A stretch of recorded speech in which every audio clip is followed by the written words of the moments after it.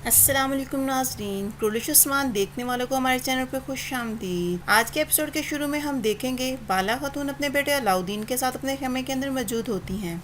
वो बाला खातून के पेट पर हाथ रख के कहता है, अम्मा ये कब हरकत करना शुरू करेगी? तो बाला खातून उसे कहती हैं, ये भी बहुत छोटी है, अब ये हरकत नहीं कर सकती। तुम तो ऐसे पूछ रहे हो जैसे तुम्हें कुछ मालूम नहीं, ये क्या है? तुम इसके मामले में बहुत पुरजोश नजर आते हो। तो अलाउद्दीन कहता है, मैं इसके मामले में इंतजार नहीं कर सकता अम्मा, वो बहुत जल्द बड़ी होगी इंशाल्लाह। उसकी बात सुनकर बाला उसे प्यार करने लगती हैं और कहती हैं, इंशाल्लाह मेरे लाल। फिर अलाउद्दीन कहता है कि चचा गुंदूस के यहाँ भी बच्चा होगा, मुझे इस बात का बहुत दुख है, लेकिन वो हमारा भाई होगा और मैं उसे चचा गुंदूस की बहादुरी के किस्से सुनाया करूँगा। तो बाला कहती है, हाँ जरूर, और मेरे लाल ये एक इम्तहान है, इस दुनिया के अंदर हर एक के लिए अलग अलग इम्तहान है। और फिर वो पूछती हैं, हाँ बताओ मुझे कि तरबियत कैसी जा रही है? फिर वो पूछती हैं, क्या तुम अपनी माँ के साथ तरबियत करना चाहते हो?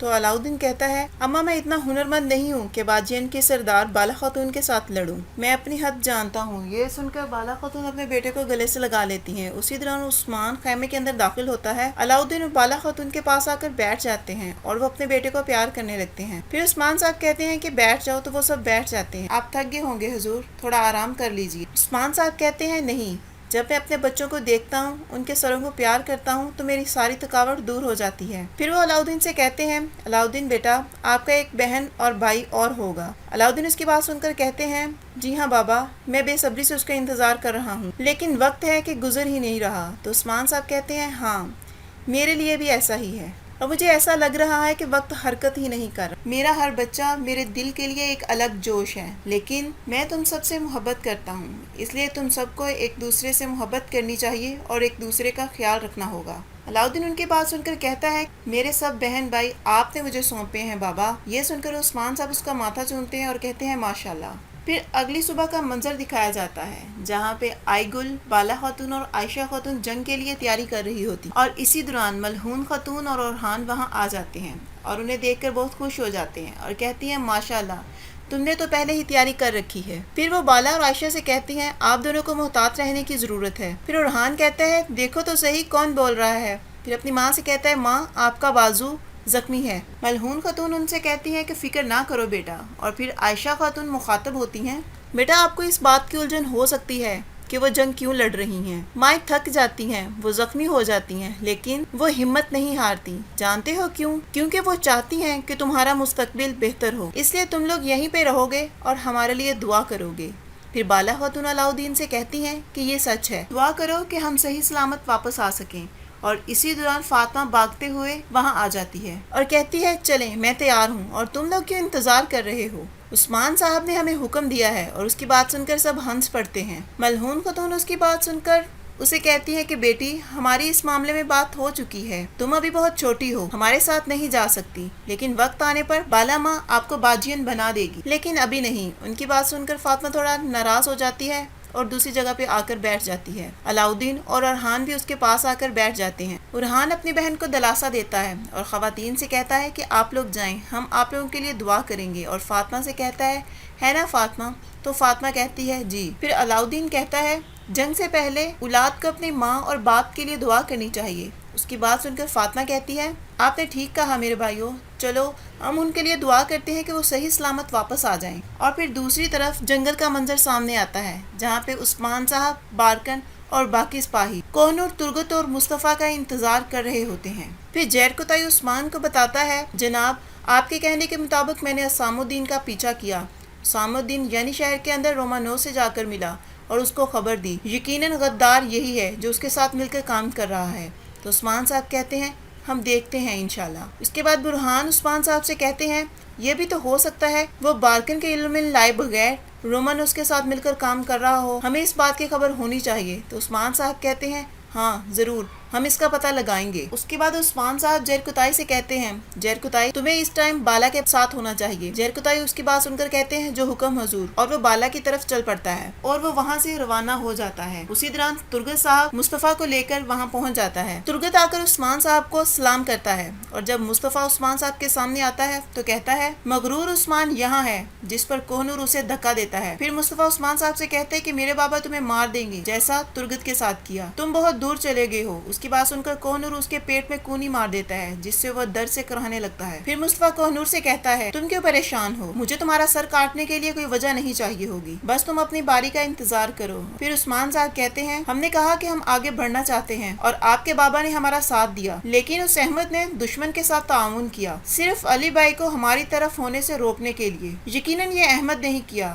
کیونکہ وہ دشمن تھا اور دشمن ایسے ہی ہوتے ہیں، لیکن کیا تم جانتے ہو کہ اس سے بھی بدتر کیا ہے؟ لاپرواہی۔ لاپرواہی سے شعلوں میں غوطہ لگانا، اپنے مقصد اور مفادات کے لیے غداری۔ تم شیطان کے ساتھ تعاون کرو اور پھر بھی تمہیں احساس نہ ہو تم دشمن کی مدد کر رہے ہو۔ شکر ہے کہ ترکوں میں تم جیسے زیادہ لوگ نہیں ہیں۔ تمام ترک ہماری حمایت کرتے ہیں اور ہماری جیت میں خوشی پاتے ہیں، ہماری فتح پر فخر کرتے ہیں۔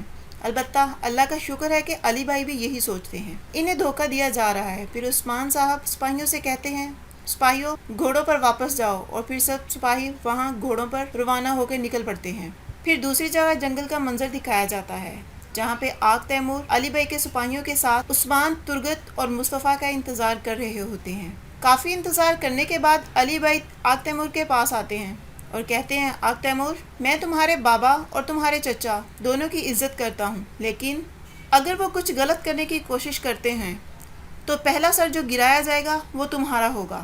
آگ تیمور ان کی بات سن کر خاموش رہتا ہے اور کوئی جواب نہیں دیتا۔ اتنے میں علی بھائی کا سپاہی آتا ہے اور کہتا ہے حضور وہ آ رہے ہیں۔ اتنے میں عثمان صاحب، ترگت، مصطفیٰ اور باقی سپاہی ان کے پاس پہنچ جاتے ہیں اور سب اپنے اپنے گھوڑوں سے نیچے اترتے ہیں۔ جب علی بھائی اپنے بیٹے کو صحیح سلامت دیکھتے ہو تو بہت خوش ہوتے ہیں۔ پھر عثمان صاحب علی بھائی کے پاس آ کر انہیں سلام کرتے ہیں۔ پھر علی بھائی عثمان صاحب سے کہتے ہیں مجھے میرا بیٹا اور ترگت دونوں دے۔ ان کی بات سن کر عثمان صاحب کہتے ہیں علی بھائی ابھی صبر کریں۔ پھر دوسری طرف یعنی شہر کا منظر سامنے آتا ہے جہاں پہ رومانوس اکبیر مقام پر جانے کے لیے تیار ہوتا ہے اور اپنے سپاہیوں سے کہتا ہے کہ فوج تیار ہے، چلو چلتے ہیں۔ اور دوسری طرف استاد داؤد رومانوس کے گھوڑے کے پاؤں میں نیلے لگا رہا ہوتا ہے۔ رومانوس کا سپاہی استاد داؤد سے کہتا ہے کہ رومانوس کماندار انتظار کر رہے ہیں، جلدی کرو تو امیر جی۔ پھر رومانوس غصے سے استاد داؤد سے کہتا ہے میں وہ جوتے تمہارے سر میں ڈالوں گا، جلدی کرو۔ پھر ایزک رومانوس کے پاس آتا ہے اور کہتا ہے کیا یہ فوج ترکوں کو روک سکے گی جبکہ شہر کی دیواریں بھی نہیں ہیں؟ پھر رومانوس کہتا ہے یقیناً شہر کی دیواریں نہیں ہیں، لیکن میں نے عثمان صاحب کے لیے جو منصوبہ بنایا ہے عثمان صاحب شہر کے قریب بھی نہیں آئے گا۔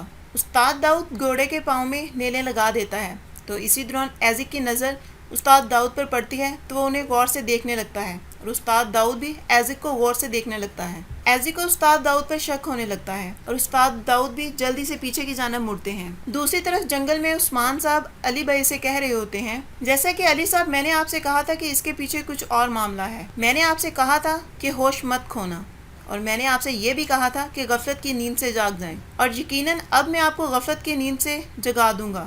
سب سے پہلے وہ جس نے اپنے آپ کو میرے سپاہیوں کے بیس میں بدلا وہ مصطفیٰ کے استاد احمد ہے جو منگولوں کے ساتھ مل کر کام کرتا تھا، اور وہ وہی تھا جس نے ترگت صاحب اور مصطفیٰ پر حملہ کیا۔ لیکن ان میں دو لوگ اور ہیں، ایک جیبک اور دوسرا رومانوس، لیکن جیبک اب زمین کے نیچے ہے اور رومانوس کے پاس زیادہ وقت نہیں ہے۔ اور پھر عثمان صاحب کہتے ہیں کہ آئیے اب اصل مسئلے کی طرف آتے ہیں۔ احمد صاحب بھی ان کے ساتھ تعاون کر رہے تھے، لیکن پھر جن کے ساتھ وہ مل کر کام کر رہا تھا وہی اس کا انجام بن گئے۔ اس کی باتیں سن کر مصطفیٰ کو بہت زیادہ غصہ آ رہا ہوتا ہے۔ علی بھائی عثمان کی بات سن کر کہتے ہیں کہ یہ آپ کیا کہہ رہے ہیں؟ تو عثمان صاحب کہتے ہیں علی بھائی یہ سب آپ کو ہمارے ساتھ کھڑا ہونے سے روکنے کے لیے کیا گیا۔ وہ فتوحات کو روکنا چاہتے ہیں اور کائی قبیلے کو کمزور بنانا چاہتے ہیں، اسی لیے انہوں نے ترگت صاحب پر جال بچھایا، لیکن ایک اور شخص ہے جو ایسا کر رہا ہے۔ اگر ہم اس کی طرف آتے ہیں تو وہ بارکن ہے۔ یہ سن کر بارکن کے رنگ اڑ جاتے ہیں اور اسامہ الدین کے ہوش بھی قطع ہو جاتے ہیں۔ پھر عثمان صاحب بارکن سے کہتے ہیں کہ ادھر آؤ ترکوں کی رسوائی۔ تو بارکن عثمان صاحب سے کہتے ہیں خیر ہو عثمان، تم اس صورتحال سے نکلنے کے لیے